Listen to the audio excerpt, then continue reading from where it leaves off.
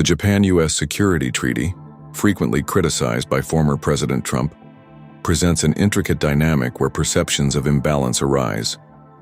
While Trump asserts that the treaty disproportionately favors Japan, his argument dismisses the realities Japan faces under the Japan-US Status of Forces Agreement, SOFA, and the alarming number of crimes committed by U.S. military personnel, particularly in Okinawa.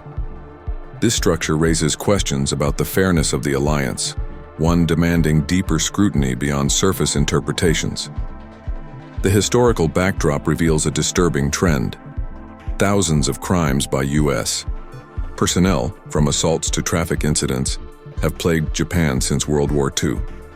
Okinawa, the focal point of U.S. military bases, has been particularly affected. The statistics and anecdotes illustrate a pervasive environment of fear.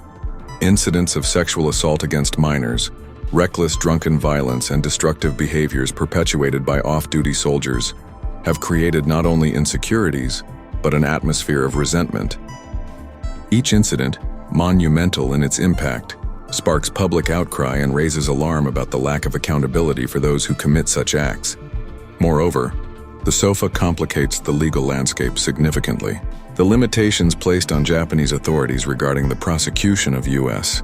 personnel mean many crimes remain unpunished, creating an imbalance rooted in sovereignty violations. When incidents happen, the legal mechanisms barely scrape the surface of justice.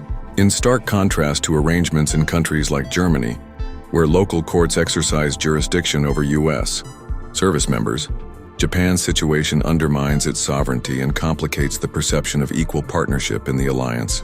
Okinawa, bearing an overwhelming load of military presence, highlights the tangible impacts of these disparities on residents, whose daily lives are overshadowed by the looming presence of foreign troops. To them, these aren't merely security issues, but violations of human rights. In conclusion, the juxtaposition of Trump's assertions with ground realities puts forth a compelling case for re-evaluating the alliance, one marred by legal, ethical, and social implications. Japan's call for renegotiation of SOFA is not just a demand for fair treatment, but an urgent plea for recognition as an equal, sovereign entity. A genuine partnership must reflect responsibility and respect for human rights, ensuring that the safety and dignity of Japanese citizens are safeguarded against the implications of foreign military presence.